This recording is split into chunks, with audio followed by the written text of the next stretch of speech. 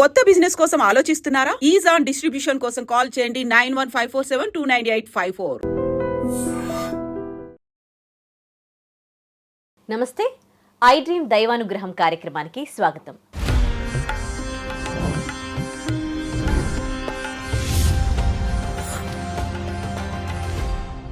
ప్రస్తుతం మనతో ఉన్నారు శ్రీమతి భార్గవి బూదరాజు గారు, ప్రముఖ జ్యోతిష్య ఆధ్యాత్మికరాలు. అలాగే ఆవిడ ఎన్నో వందల పాటలు రాశారు. టీటీడీ ధర్మ ప్రచార పరిషత్ ఉపన్యాసకురాలు కూడా. అమ్మవారికి సంబంధించి, సాయిబాబాకి సంబంధించి ఎన్నో పాటలు రాశారు. సుందరకాండ, నవగ్రహాలపైన కూడా పాటలు రాశారు. మరి ఇప్పుడు దేవి శరన్నవరాత్రులు నడుస్తూ ఉన్నాయి కదా, మరి అమ్మవారికి సంబంధించి మంచి పాటలు పాడించుకుందాం వారితో. నమస్తే అమ్మ. నమస్తే అండి. శ్రీ గురుభ్యో నమః, శ్రీమాత్రే నమః. ఓకే, మంచి పాటతో ప్రోగ్రామ్ స్టార్ట్ చేద్దామా? దేవి శరన్నవరాత్రులు నడుస్తూ ఉన్నాయి కదా. అలాగేనండి, లలిత అమ్మవారి మీద స్టార్ట్ చేస్తానండి.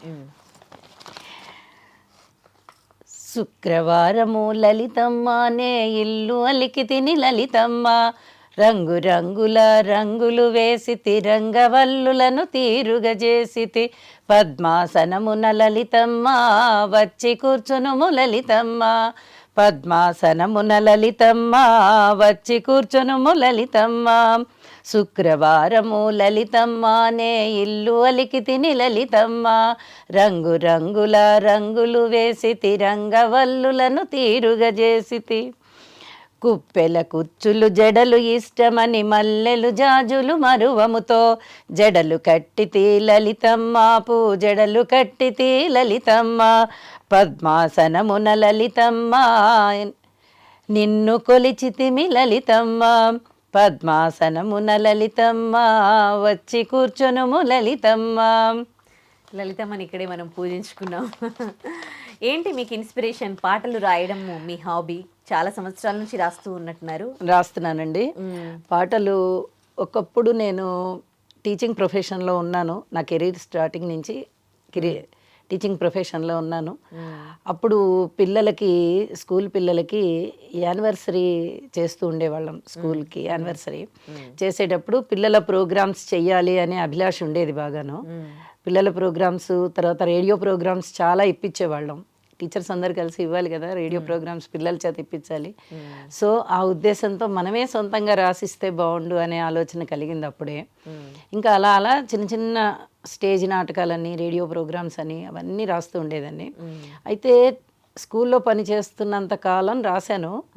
స్కూల్ పిల్లల నుంచి నేను దూరం అయిపోయి వేరే ప్రొఫెషన్లోకి వెళ్ళిపోయినప్పుడు ఇంకా కొంచెం వెనుకబడింది అనమాట రాయడం. తర్వాత ఒక 15 సంవత్సరాల నుంచి నేను దాదాపుగా ఈ ఆస్ట్రాలజీలోకి వచ్చానమాట. ఇంకా అప్పటి దగ్గర నుంచి నాకు టైం దొరికింది బాగా రాయడానికి, కొంచెం ఆలోచించడానికి ఎక్కువగా టైం దొరికింది. ఇక దాన్ని బట్టి ఎక్కువ భారత భాగవత రామాయణాలు చదవడము, దేవి భాగవతం చదవడము, ఇలాగ ముఖ్యమైనటువంటి ఇతిహాసాలు గ్రంథాలన్నీ చదివే క్రమంలో బాగా ఉత్సాహం పెరిగింది. బహుశా అమ్మ కూడా అప్పుడే అనుగ్రహించింది కాబోలు నన్ను పాటలు రాయాలనే అభిరుచి పెరిగింది. మళ్ళీ తిరిగి మొదలు పెట్టానండి. దగ్గర దగ్గర 400 పాటల పైన రాశాను. ఇప్పటికి 400 పాటలు రాశానండి. ఇప్పటికి దగ్గర దగ్గరగా ఒక 200 పాటలు వెంకటదుర్గ మ్యూజిక్ అనేటటువంటి నా ఛానల్లో రిలీజ్ చేశాను. ఇంకా ఉన్నాయి, చెయ్యాలి. ఓకే, ఈ మధ్య కాలంలో అసలు పాట రాయాలంటే ఒక్క పాటకే తల్లడిల్లిపోతూ ఉన్నారు. సరిగా పాట అంటే సినిమాలలో చూసుకోండి, ఎక్కడో ఒక దగ్గర ఏదో ఒక మిక్సింగ్ అనేది కనిపిస్తూ ఉంది. కానీ అలా కాకుండా మీరు అసలు 100 పాటలు అలా అనర్గళంగా రాసుకుంటూ పోవడం అనేది అట్లా ఎట్లా సాధ్యమవుతోంది? అది ఏమో మరి అమ్మవారి అనుగ్రహమే అవ్వచ్చు. నాకు ఒక తృప్తి లభిస్తోంది పాట రాసినప్పుడు. కాబట్టి ఆ ఉత్సాహమే నన్ను మళ్ళీ మళ్ళీ ఇంకా రాసేటట్టు చేస్తోంది. చాలా సాంగ్స్ రాశానండి.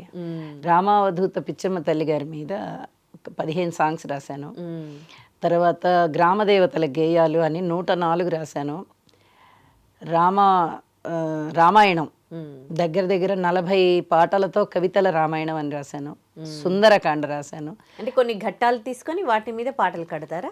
ఏదైనా ఒక ఘట్టం తీసుకున్నా, లేకపోతే మొత్తం అందులో మొత్తం అన్ని ఘట్టాలు తీసుకుని అన్ని, రాముడు పుట్టడం, తర్వాత పెరగడం, విద్యలు నేర్చుకోవడం, తర్వాత వాళ్ళ అడవికి వెళ్ళడం విశ్వామిత్రుడితో, అక్కడ రాక్షస సంహారం అయిపోయిన తర్వాత అక్కడి నుంచి స్వయంవరానికి వెళ్ళడం మిథిలా నగరానికి.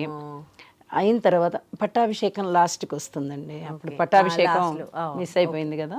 సో సీతాదేవిని పెండ్లి ఆడడము, తిరిగి అయోధ్య రావడము, మళ్ళీ పట్టాభిషేకం జరుగుతుంది అనగా అది క్యాన్సిల్ అయిపోయి అడవులకు వెళ్ళిపోవడము, సీత అమ్మవారిని రావణాసురుడు తీసుకువెళ్ళిపోవడము, దాని తర్వాత సీతాన్వేషణ కొరకు అంతా అడవి అంతా గాలించుకుంటూ తిరుగుతూ రామలక్ష్మణులు సుగ్రీవుణ్ణి కలవడం, హనుమని కలవడం, అక్కడ రాక్షస సంహారం చేయడం, ఇలా ఒక్కొక్కటి ఘట్టాలుగా రామాయణం మొత్తం అన్ని కూడా మీ పాటల్లో ఉందన్నమాట.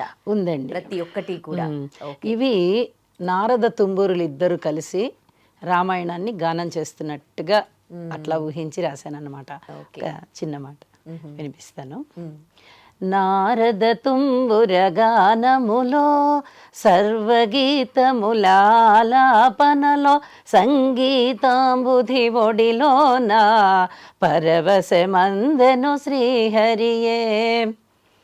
రాగాలాపన హృదయముగా మహతి నిమీటుచు నారదుడు నారాయణ నామమును కీర్తించెనులే మై మరచి.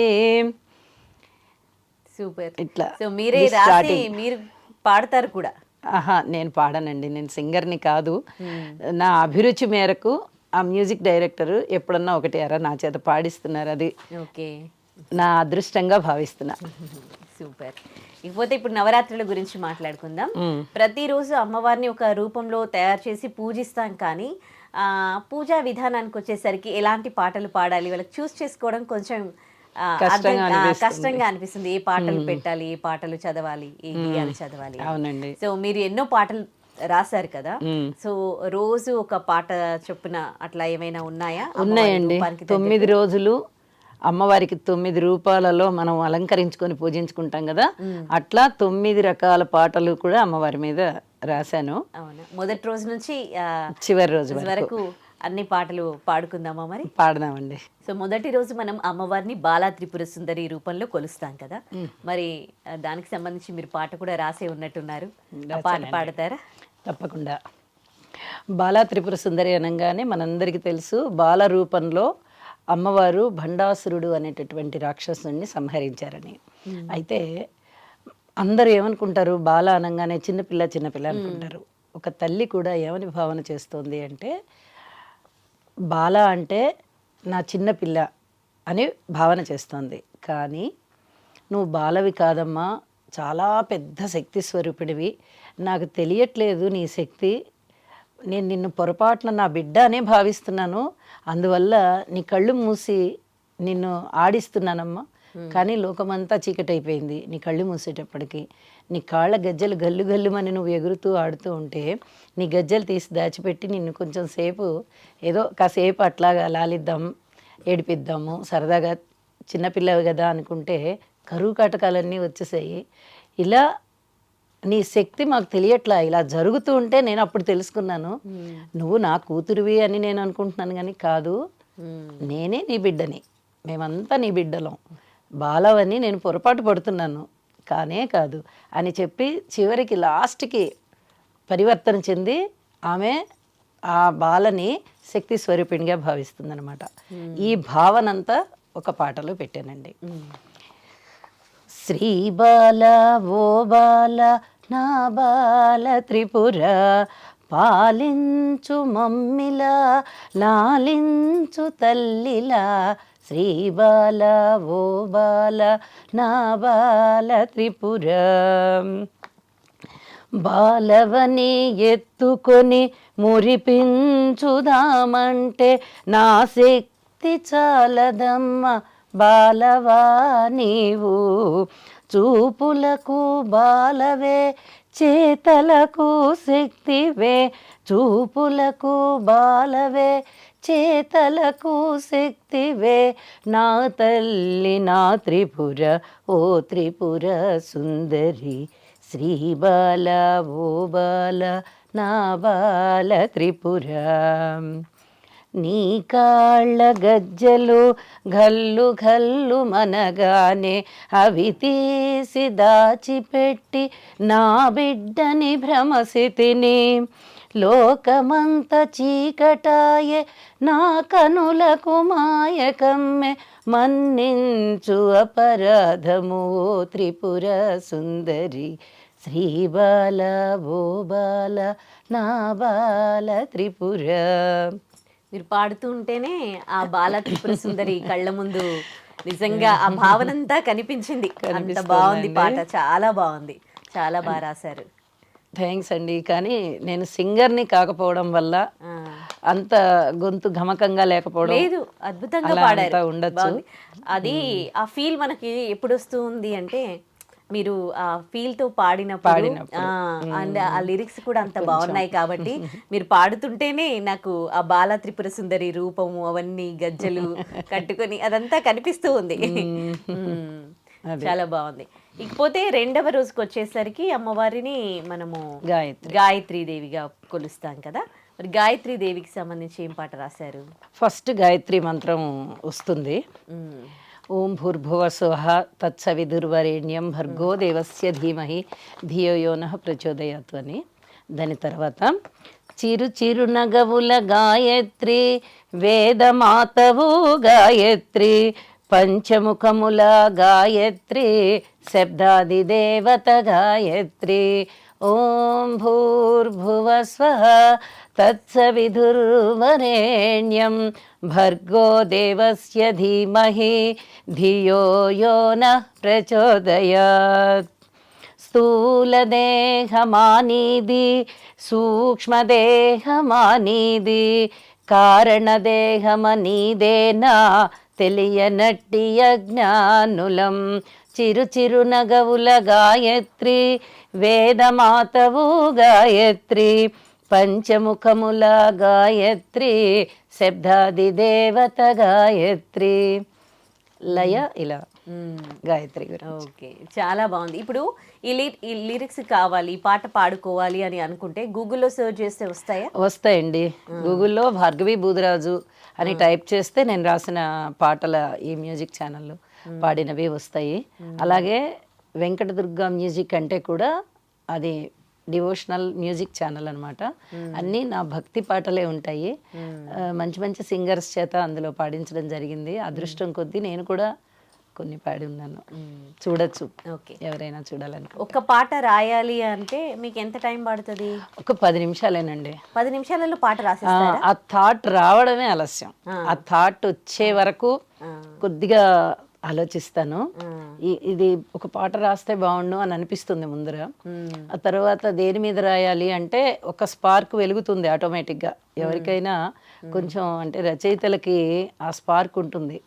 ఎక్కడన్నా ఎవరన్నా మాట్లాడుతున్నప్పుడు కానీ ఏదైనా చదువుతున్నప్పుడు కానీ ఎక్కడో ఒక పదము టక్కన మెదటికి అంటుతుంది. అరే ఇది బాగుంది, దీని మీద ఒక పాట వస్తే బాగుంటుంది కదా అనే ఆలోచన వస్తుంది సహజంగా. అలా వచ్చినప్పుడు రాయాలి రాయాలి రాయాలి అనే ఒక 10 నిమిషాలు బాగా ఆలోచిస్తాను. ఇంకా టకటగా వచ్చేస్తుంది.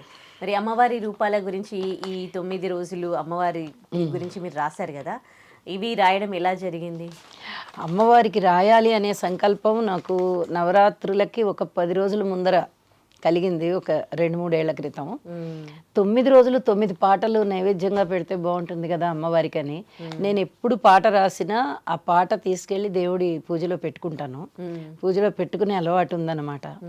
అయితే ఒక రోజున అనిపించింది 9 పాటలు 9 రోజులు పాడి చక్కగా అమ్మవారికి నివేదన చేస్తే బాగుంటుంది కదా అనే ఒక ఆలోచన వచ్చింది.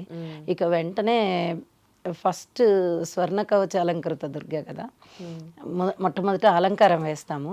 అలాగా దాని మీద చూశాను, రాయాలనిపించింది, రాశాను. ఆ తరువాత బాలా త్రిపుర సుందరి గాయత్రి అన్ని వరుసగా వచ్చాయి. ఒక 2 రోజుల్లో మొత్తం అన్ని రాశానండి. రాసేసాను. కొంతమంది మిత్రులు ప్రోత్సహించి మ్యూజిక్ ఛానల్ పెట్టు అంటే ఏదో ఆడుతూ పాడుతూ పెట్టాను. అది కమర్షియల్ పర్పస్ కాదు. అదేమి నేను దానికి డెవలప్మెంట్ కోసం ఏం చేయలేదు. స్టాఫ్ కానీ ఎవరు ఏం లేరండి. దానికి కేవలం మీ పాటలు రిలీజ్, కేవలం నా పాటల్ని అందులో సేవ్ చేసుకున్న భావనతోనే చేస్తున్న. ముందు తరాల వాళ్ళకి పాటలు ఉంటాయని ఒక మ్యూజిక్ డైరెక్టర్ని మాట్లాడాను. ఓకే. ఆయన కూడా చాలా బాగా చేశారు. ఓకే. అయితే ఈ పాటలన్నీ నాకు స్పాన్సర్ చేయడానికి అమెరికాలో ఉంటారండి అల్లూరు నరసింహరాజు గారని, నాకు పితృ సమానులు, ఆయన చాలా పెద్దవారు. వారు ఈ పాటలు చాలా బాగున్నాయమ్మా, మీరు రిలీజ్ చేయండి, దీనికి తగిన ధనం నేను పంపిస్తాను అని అన్నారు. ఆయన స్పాన్సర్ చేశారు. సో పాటలన్నీ ధన వచ్చేసాయి. అవునా? ఓకే. మీరు మొదటి పాట రాసినప్పుడు మీ ఎక్స్పీరియన్స్ ఎలా ఉంది? ఇప్పుడు 100 పాటలు రాశాక మీకేమనిపిస్తుంది? అంటే మొట్టమొదట స్కూల్లో పిల్లల కోసం రాశాను కదా, ఆ భావన నాకు చాలా ఆనందంగా ఉండేది. ఫస్ట్ రాసినప్పుడు నేనే సొంతంగా రేడియో ప్రోగ్రామ్స్ అన్నీ రాసి పిల్లలకి వేయించడము ప్రతి సంవత్సరము. అప్పుడున్న మా హెడ్ మిస్ట్రెస్ కూడా బాగా ఎంకరేజ్ చేశారు, చాలా బాగా రాశారండి, వేయించండి పిల్లల చేత అని. సో అలాగా రాశాను అనమాట. అప్పుడు నిజంగా చెప్పాలంటే నెహ్రూ గారి మీద రాశాను అప్పుడు మొట్టమొదటి రాసిన పాట.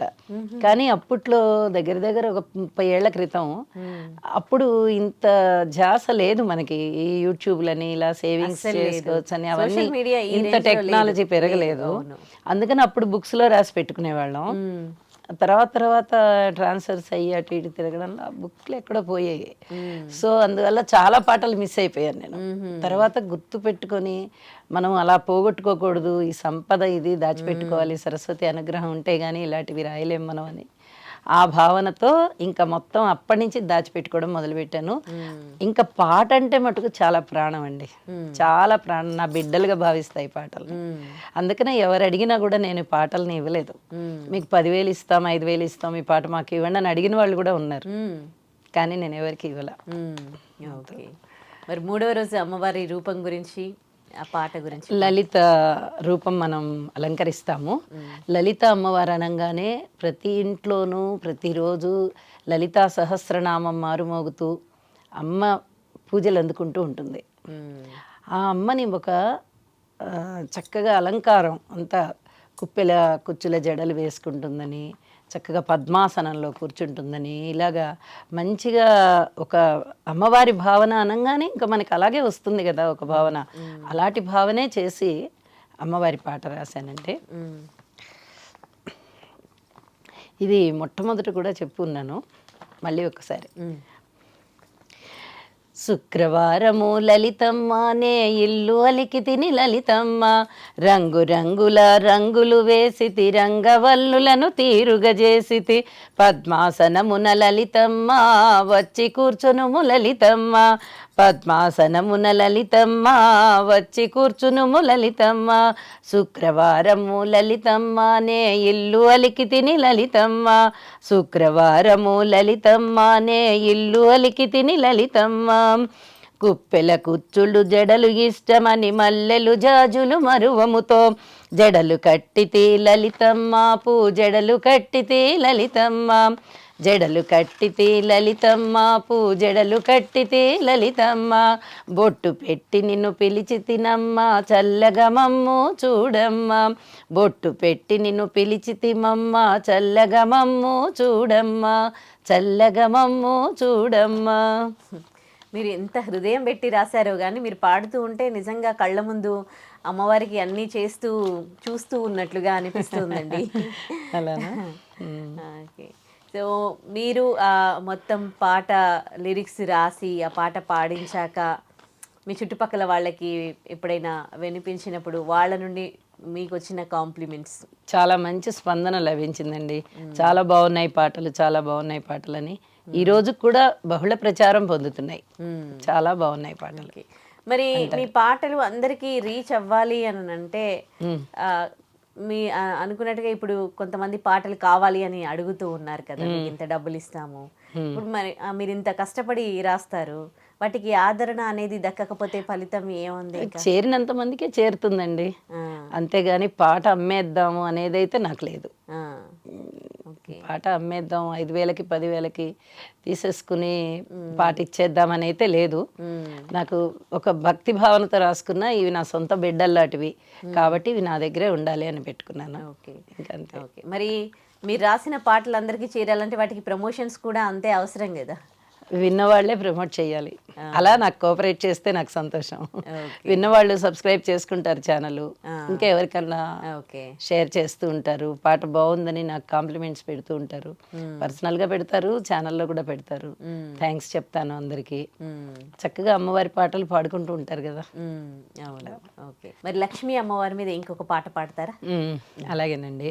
ట్యూన్స్ కూడా నేను కొన్ని ట్యూన్స్ నేనే సొంతంగా ఇస్తూ ఉంటాను. ట్యూన్స్ కూడా ఇస్తానండి. హమ్ చేసుకుని రాసుకుంటా కదా, అదే నేను మ్యూజిక్ డైరెక్టర్కి వినిపిస్తా, నేను ఇలా రాశాను అని. ఆయన దాన్ని ఏదైనా కొంచెం మాడిఫై చేస్తారు, లేకపోతే యాజ్ ఇట్ ఈజ్గా అలాగే పాడించేస్తుంటారు. అలా కూడా జరుగుతూ ఉన్నాయి. చాలా వరకు నా ట్యూన్సే జరుగుతున్నాయి లక్ష్మీ అమ్మవారి పైన. పసుపు ధారలలోన మహాలక్ష్మి నీవు, పండంటి ముత్తైదుగా ఉండినావు, పండంటి ముత్తైదుగా ఉండినావు.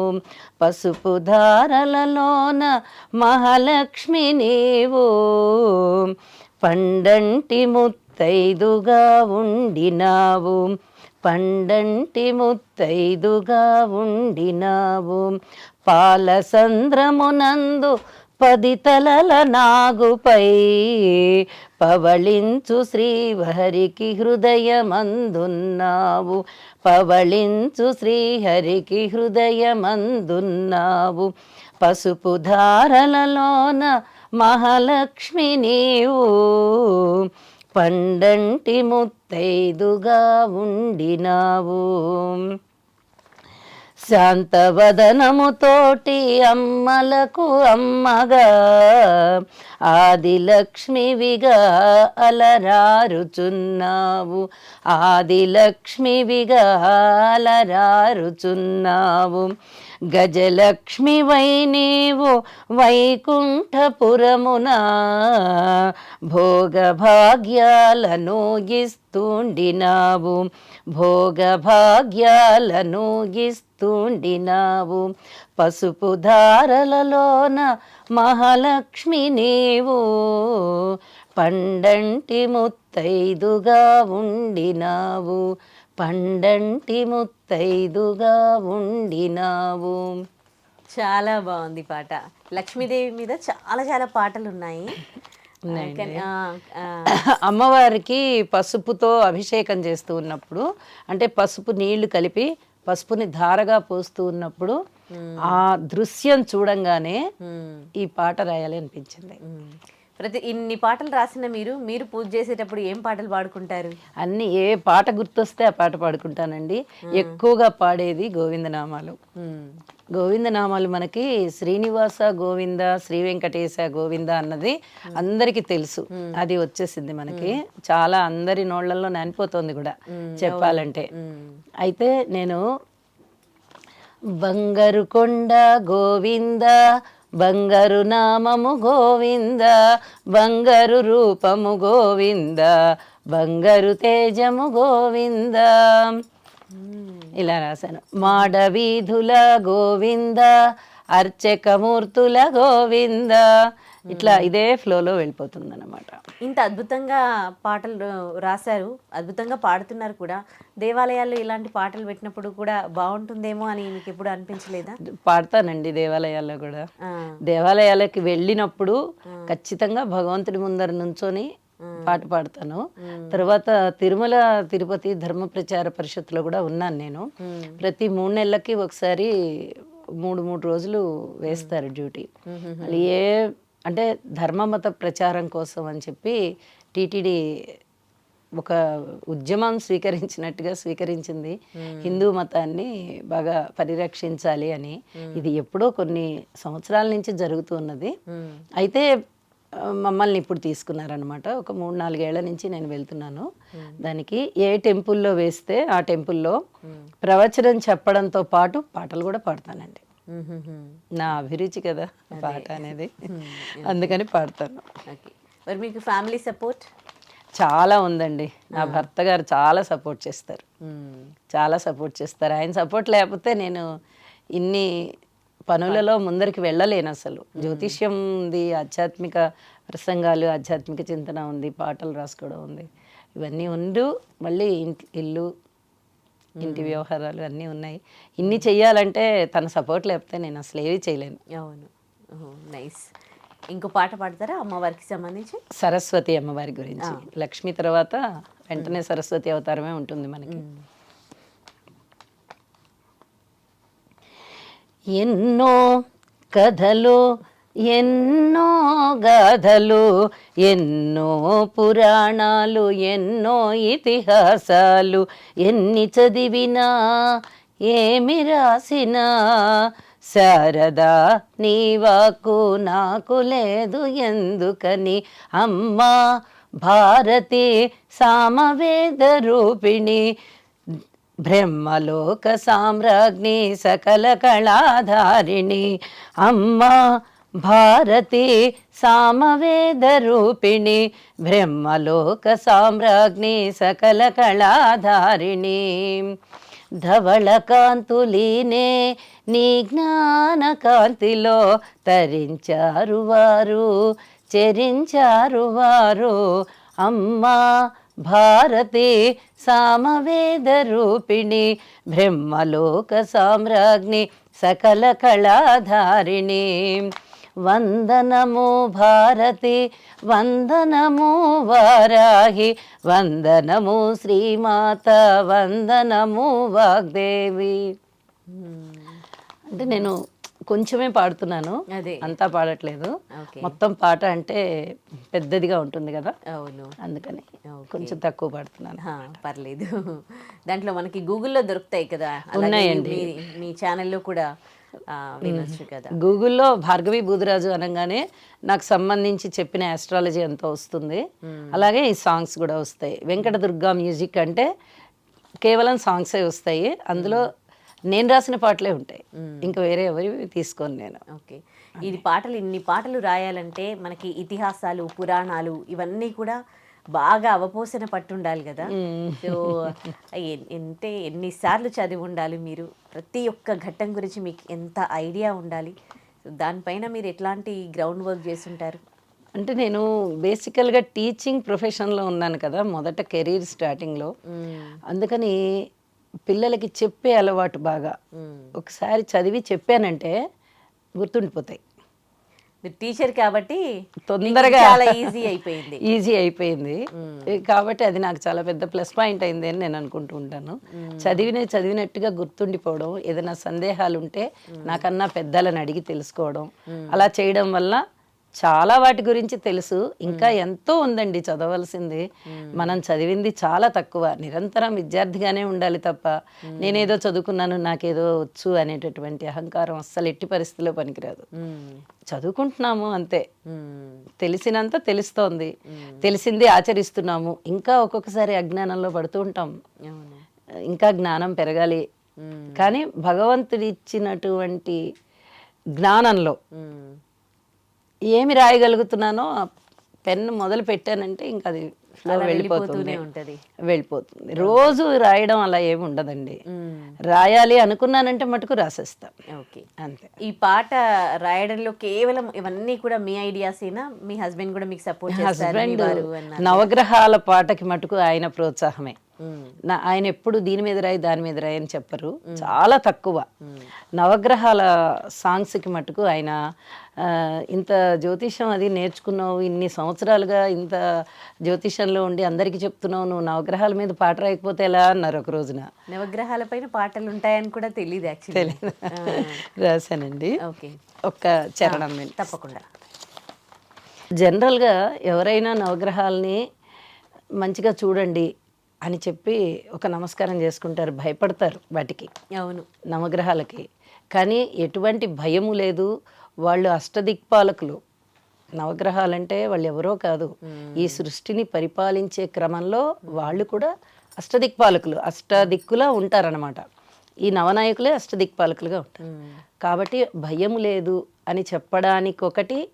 అలాగే నాకు వాళ్ళ మీద ఎంత గౌరవం, ఎంత అభిమానం ఉందో నేను వాళ్ళకి స్వయంగా తెలపాలి అనే దాన్ని కూడా మిక్స్ చేసి ఆ భావాన్ని ఈ భావాన్ని కలిపి ఒక పాటలాగా రాసున్నాను.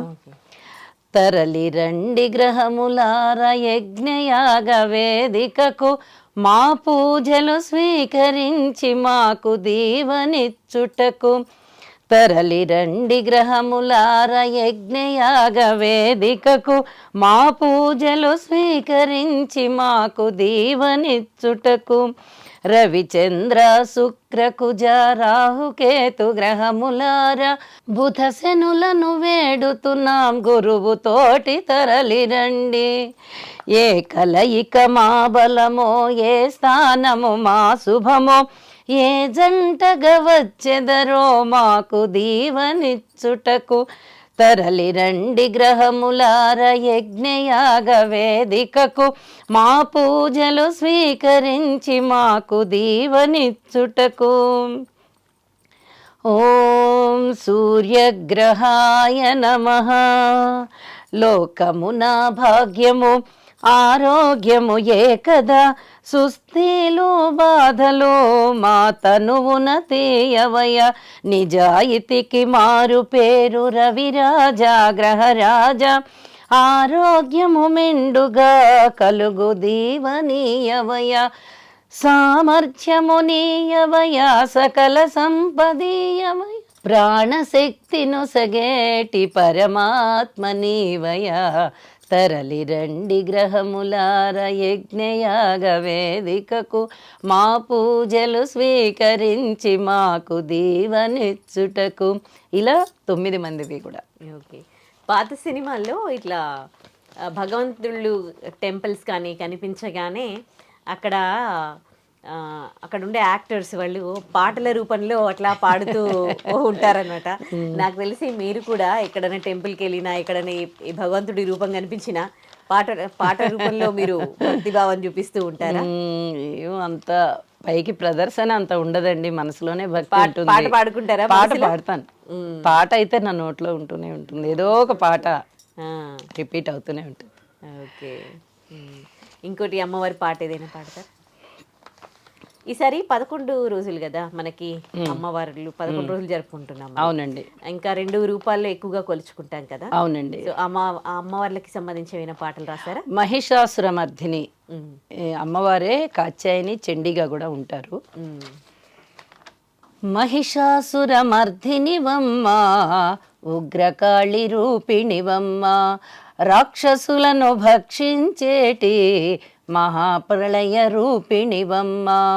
మహిషాసురమర్ధినివమ్మ ఉగ్రకాళి రూపిణివమ్మ, రాక్షసులను భక్షించేటి మహాప్రళయ రూపిణివమ్మ. మధించిన మగధీరుల కొమ్ము వంచు కాళివే, శత్రువులను వధించుటలో ప్రళయకాల రుద్రిణివమ్మ. నిన్ను కొలుచు నీ భక్తులకు శాంతమూర్తివమ్మ, నిన్ను కొలుచు నీ భక్తులకు శాంతమూర్తివమ్మ. ఇక్కడ ఒక చిన్న విషయం కూడా చెప్పాలండి. మహిషాసురమర్ధిని అనగానే చాలా ఉగ్రస్వరూపం, కానీ అంత ఉగ్రస్వరూపాన్ని కొలిచేటటువంటి భక్తులకి మటుకు ఆవిడ శాంత స్వరూపంగా కనిపిస్తుంది. పేరు మహిషాసురమర్ధినే, కానీ భక్తులకి మటుకు ఆవిడ శాంత స్వరూపిణిగా, అది ఇక్కడ చెప్పాను. ఇంకొక విశేషం ఏంటంటే, ఈ మహిషాసురుడు అనేటటువంటి రాక్షసుణ్ణి దునుమాడాలంటే దేవతల యొక్క శక్తి మొత్తం క్రోడీకరిస్తేనే కానీ ఆ మహిషాసురుని మర్దన జరగల. అమ్మవారు చండిక రూపంలోనూ కాత్యాయని రూపంలోనూ ఆవిర్భవించింది. వీళ్ళందరి యొక్క శక్తులని ఒక చోట ధారపోసారనమాట దేవతలందరూ. అలా ధారపోసినప్పుడు కాత్యాయనుడు అనేటటువంటి ఋషి యొక్క ముంగిట్లో ఈ శక్తులన్నీ పడి ఆవిడ కాత్యాయనిగా అవతరించింది. ఆవిడ బాలగా ఉన్నప్పుడు కాత్యాయని, యుద్ధం చేసేటప్పుడు మహిషాసురమర్ధిని, యుద్ధం అయిపోయిన తర్వాత మళ్ళీ తిరిగి శాంత స్వరూపంతో వచ్చినప్పుడు చండి. కానీ చండీ పేరుతో యజ్ఞాలు యాగాలు చేస్తారు. మహిషాసురమర్ధిని ఉగ్ర రూపము, కాత్యాయని శాంత స్వరూపము. ఇట్లా 3 రూపాలు ఉంటాయి. ఒకటే అమ్మవారి అవతారము, స్టేజెస్ అన్నమాట. అవతరించినప్పుడు ఒక రూపము, మహిషాసురుణ్ణి మర్దన చేసినప్పుడు జరిగినప్పుడు ఒక రూపము, అలాగే యజ్ఞాలు యాగాలు చేసుకునేటప్పుడు ఒక రూపము. అలాగా ఈ 3 అవతారాలు అమ్మవే. అది ఇందులో వస్తుంది చూడండి మనకి. శ్వేతవర్ణవదనముతోటి శివతేజము పొందావమ్మా, కేశపాసమైన తేజము యమును నుంచి పొందావమ్మా, మూడు కన్నులైన తేజము అగ్నిగోళమై నిలచే, అష్టభుజములైన తీరు విష్ణు తేజమై ప్రబలే, మహిషాసురమర్ధినిగా రూపుదిద్దుకున్నావమ్మా, నిన్ను కొలుచు నీ భక్తులకు శాంతమూర్తివమ్మా, నిన్ను కొలుచు నీ భక్తులకు శాంతమూర్తివమ్మా. ఇంకా చాలామంది ఇచ్చారు. అగ్ని, యముడు, ఇంద్రుడు, బ్రహ్మ, విష్ణు, మహేశ్వరులు వీళ్ళందరూ కూడా వాళ్ళ వాళ్ళ శక్తుల్ని ధారపోశారు, వాళ్ళ వాళ్ళ ఆయుధాలను ఇచ్చారు, అన్నిటినీ ఇచ్చారు. ఇంకా చరణాలు చాలా ఉన్నాయి, నేను శాంపిల్గా కొంచెం పాడాను అనమాట. ఓకే, మీరు ఈ హిస్టరీకి సంబంధించి పురాణాలకు సంబంధించి కేవలం బుక్స్ చదవడమేనా, పరిజ్ఞానం అంతా కూడా బుక్స్ త్రూనే మీరు అంటే సంపాదించుకున్నారా? ఇంట్లో కూడా ఆధ్యాత్మిక చింతన ఉందండి. మా మేనమామ గారు యజ్ఞాలు యాగాలు అవన్నీ చేసేవారు. మా అమ్మగారు కూడా అదే సంబంధం, చక్రాంకితాలు అయ్యి ఉన్నారు. అదే మా నాన్నగారు చెప్పాలంటే సినిమా యాక్టర్. ఆయన చాలా సినిమాల్లో చేశారు. ఆయన జిఎస్ఆర్ మూర్తి గారని. జిఎస్ఆర్ మూర్తి గారు విజయవాడలో చాలా పెద్ద పేరు, ఇప్పుడు లేరండి వారు, కీర్తిశేషులు అయ్యారు. అయితే డ్రామా ఆర్టిస్ట్ అయినా, డ్రామా డైరెక్టరు, అన్ని కళకి సంబంధించి నటరాజుని బాగా పూజించేవారు ఆయన. అంటే వాళ్ళందరూ ఒకప్పటి వాళ్ళు కాబట్టి బాగా కళలకి అంకితం అయిపోయి ఉన్నారనమాట. అంటే నేను కళాకారుల కుటుంబంలో పుట్టాను. అలాగే ఆధ్యాత్మిక చింతన అమ్మగారి వైపు నుంచి వచ్చింది. మా అత్తగారు వాళ్ళ ఇంట్లో కూడా వెంకటేశ్వర స్వామి ఇంటి ఇలవెల్పుగా ఉన్నారు. ఎప్పుడు చెప్తూ ఉంటారు మా అత్తగారు, ఇంట్లో వెంకటేశ్వర స్వామి ఉన్నాడు మన ఇంట్లో, ఏదైనా కోరుకుంటే చక్కగా జరుగుతుంది, అన్ని నీతి నియమాలు అన్నీ పాటిస్తూ వెళ్ళాలి మనము అని చెప్తూ ఉండేవారు నా వివాహం అయిన దగ్గర నుంచి.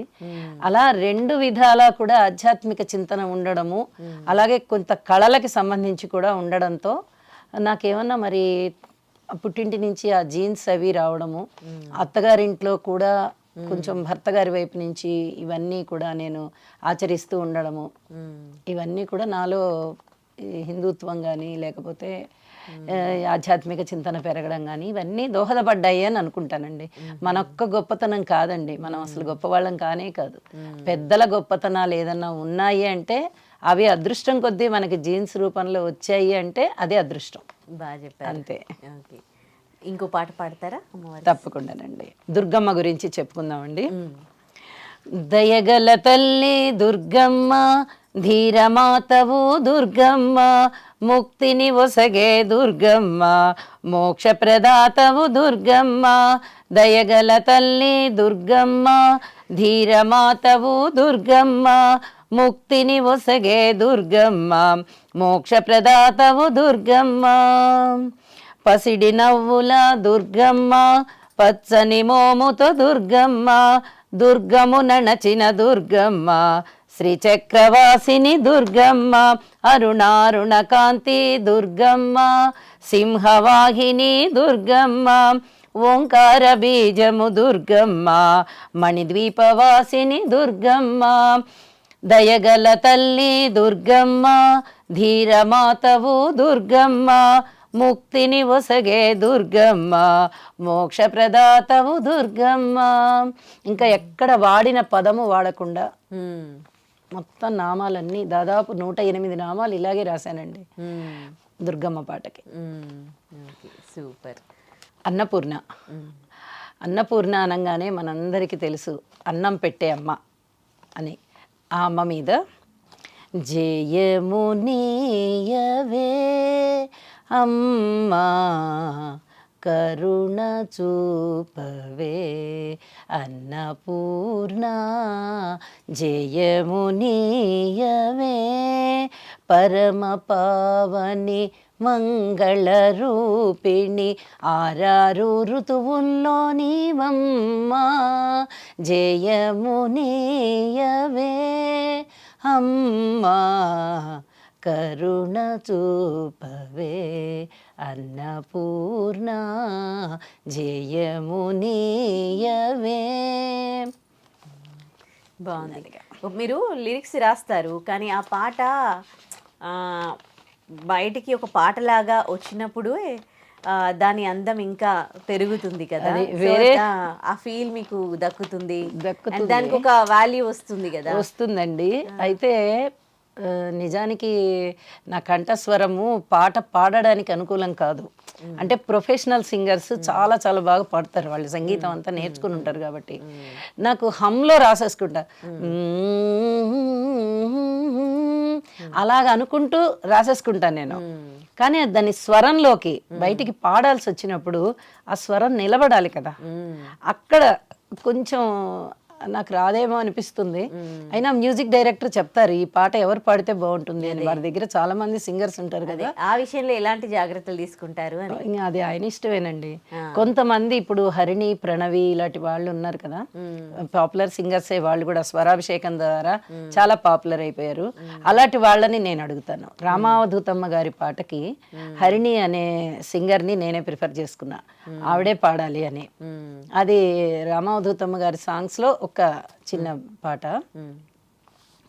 ఆకు తిన్నా అలము తిన్నా రుచియలేదు పచియలేదు, రామరసమే మధురమాయనుగా, పిచ్చమ్మ తల్లికి రామరసమే మధురమాయనుగా, ఓ చిత్తరి రామ మధుర భక్తిన ముంచి తేల్చుమురాం, అశ్రుపూరిత కనుల నిండా రాముడుండే రాముడుండే, మధురమైన వాకు నిండా రాముడుండే రాముడుండే, చిట్టి పొట్టి పాదములతో మా హృదయములోకి దిష్ట వేసి తొంగి చూసావా, ఓ చిత్తరి రామ చిన్ని కళ్ళతో తొంగి చూసావా, అమ్మ తల్లికి ఆది బాధలు ఆవిరయ్యే